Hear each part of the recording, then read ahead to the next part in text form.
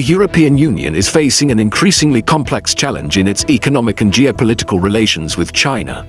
A new and troubling dimension to this relationship has emerged in the form of China's control over rare earths, a group of critical materials vital to modern technologies and industrial capabilities.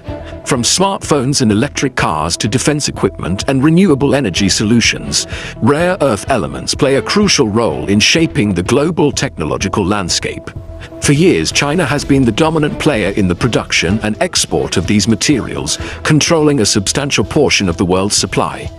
This dominance has put many countries, including members of the European Union, in a precarious position, dependent on China for resources that are indispensable to their technological infrastructure and economic competitiveness. Now, as tensions grow in global trade and political spheres, the EU is coming to terms with a harsh reality.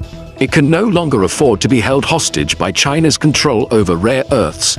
Stéphane Séjourné, the EU Commissioner for Industrial Strategy, recently sounded the alarm during a speech in Strasbourg, France, emphasizing the need for the bloc to break its dependence on China.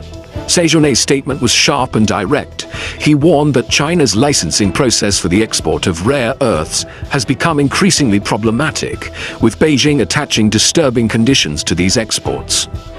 Specifically, he noted that the Chinese government has been issuing licenses for certain rare earth exports in exchange for industrial secrets from European manufacturers. Séjourné went so far as to describe this practice as akin to racketeering, a strong condemnation that highlights just how damaging China's tactics have become for European industries.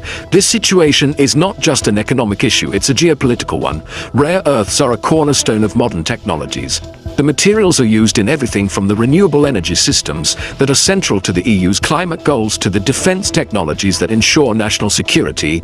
As such, the EU's reliance on China for these critical materials has become a strategic vulnerability. By leveraging its control over rare earths, China is not only asserting its economic dominance, but also using its position to exert political and diplomatic pressure on European nations. The impact of this dependency on rare earths is multifaceted. On one hand, the EU's heavy reliance on China for these materials has allowed the bloc to access cheap and readily available resources that are crucial for its manufacturing sectors.